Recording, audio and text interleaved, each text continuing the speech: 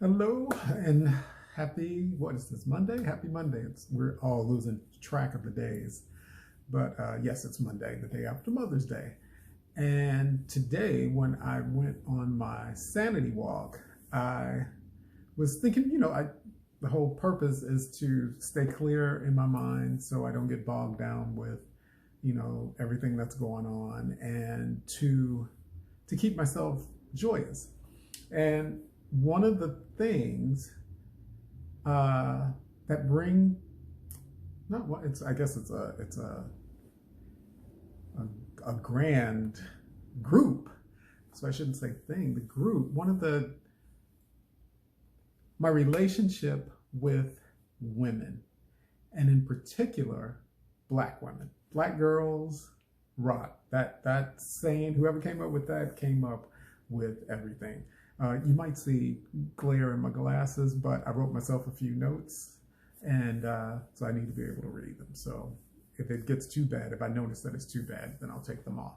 But yeah, Black girls and women have been such a staple in my life, in my happiness, since I can remember. I have a little analogy of how I allow people into my world. My analogy is a house. The inside of the house is my heart.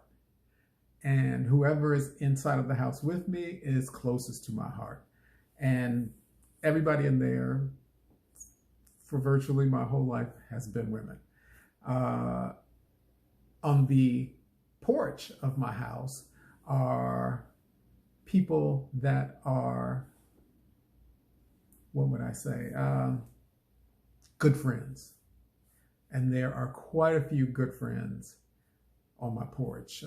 One or two men, but by and large, women. And I don't have a lot of people in the house, in the porch, in the front yard, which would be acquaintances that are amazing to me whenever we run into each other, but I wouldn't consider us super close. And anybody outside of my fence that surrounds my house are people that I either don't know yet, who could move into any one of those positions, if they're not crazy.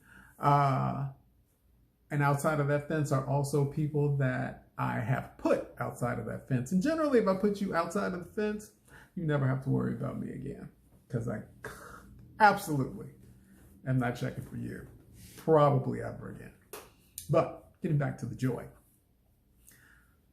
So with my analogy, all the people that are in my house are basically women.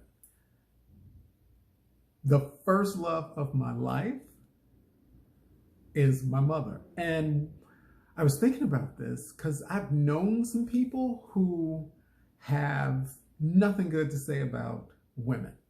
I know some Black men who have horrible things to say about Black women. And every time I get wind of something like that, or I hear something like that coming from them, I get instantly, they are put on guard as far as I'm concerned, because I cannot bring myself to understand why anybody, especially a Black man, would have anything negative to say about a Black woman. Now, that's not to say that there aren't some hanky Black women running around here.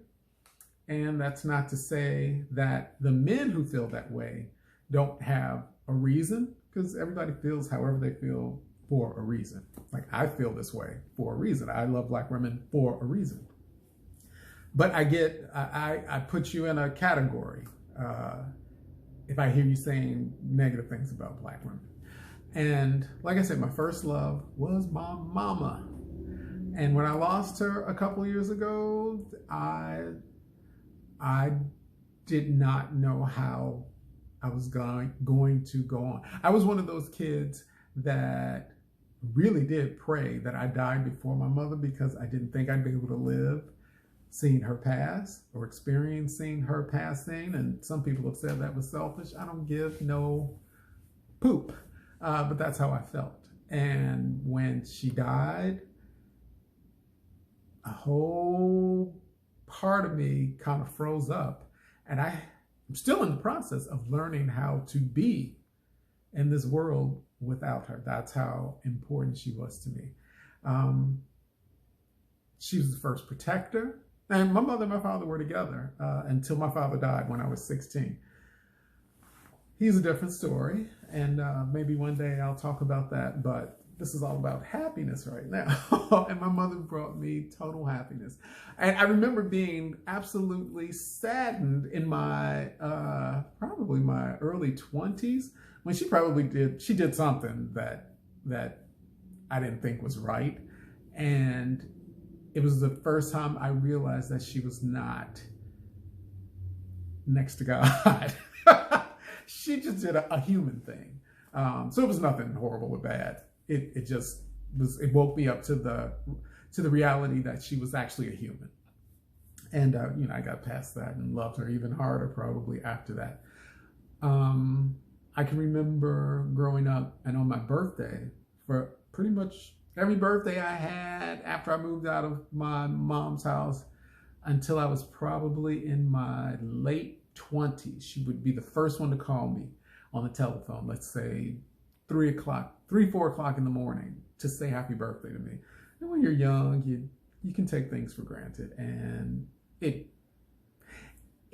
thrilled me and irritated me at the same time for waking me up. So one day I was like, Ma, stop calling me so early on my birthday. Call me later on. And she's like, oh, okay. And she never called me again to wish me a happy birthday early in the morning ever again. And it hurt my feelings. And I told her that once or twice probably after that. And she was just like, oh, okay, well, I'll try to do it next time. Never did it again. But I don't hold that against her. It taught me, watch what you say. Think about what you're going to say and what the consequences might be before you say it. My mother was funny. Actually, her and all her brothers and sisters. If you got her, my Aunt Annette, my Uncle Benny, and my Uncle Earl together in the same room, it was guaranteed that you were going to have side-splitting laughter. My mother cursed like a sailor. My aunt didn't curse at all. My Uncle Earl is a huge nerd, so his cursing sounded like Sheldon Cooper, I'm Sheldon Cooper now. When somebody told me that, a wonderful woman told me that I was Sheldon and that I should watch the show, I was offended the first couple of times I saw it, but I really am Sheldon. But my mother was a pure joy. As a matter of fact, this ring that I wear it, let's see, because she wanted a diamond. She used to bother my father about buying her a diamond at some point in her life when I was growing up. So I paid attention to all of this. And he kept telling her, because he could well afford it, he would tell her, if you want a diamond, go get a diamond. She's like, I want you to buy me the diamond. He refused to get that diamond. So she went out and bought one, and it was like little teeny tiny diamond chips. It was not a cute ring, but she liked it. And then my father died. And after I got out of the service and with my first job, I wanted to get my mother a diamond. So I went and found this beautiful, this is not the original setting. It was a cocktail ring with the two larger stones were, I think they're like a half a carat each or a little over a half a carat. And then it was surrounded by they look like two flowers, two center stones with diamonds all around them.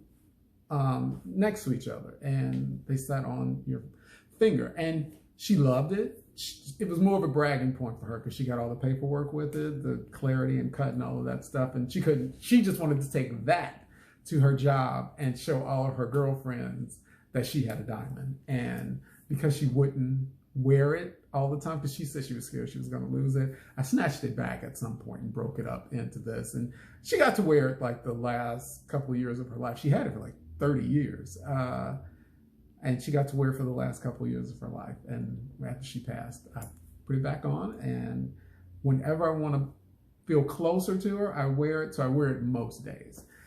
And my mother was my first love. My first best friend was my older sister, Kimberly. I remember being like 2 years old, and we lived in the projects at the time. And my sister would come and on Saturday morning, and I wonder if she remembers this, and she would wake me up, get me out of the bed, sit me on the couch. She had to lift me up, sit me on the couch. She would make us a bowl of cereal, and we would look at Saturday morning cartoons, me and her. And into the afternoon, she liked Charlie Chan. I didn't like Charlie Chan, so that was when I would, check out and go someplace else. But that is one of my fondest memories, watching Saturday morning cartoons with my oldest sister. I even had my own sign language with them because I didn't speak to people for after I could speak, could make words and I guess sentences. This is what they tell me, but I wouldn't speak to people until I was probably three, 4. I would only speak mainly to my mother and my sister. And if people were around, and I was a quiet kid. I didn't cry much from what I understand. I wasn't a big crier. I didn't want attention. And then people would come and, people want to pick up kids. And I never wanted to go with them. I wanted to be with my mother. But if I couldn't be with my mother, I was perfectly happy being with my older sister. So if somebody picked me up, the first way to let them know that I was not into them was they got the stiff neck, and I would be on the scan for my mother or my sister. And as soon as I made eye contact with either one of them, it was, come and get me. This meant, come and get me.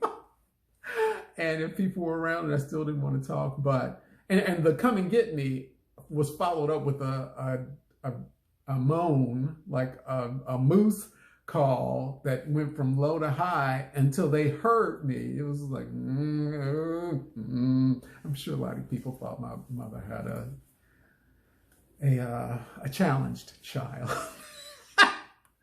And the other thing was, this meant I had to pee. So come and get me, hurry up and come and get me, or I gotta pee. And that was the way it was until I guess I decided I trusted the world enough to talk to somebody.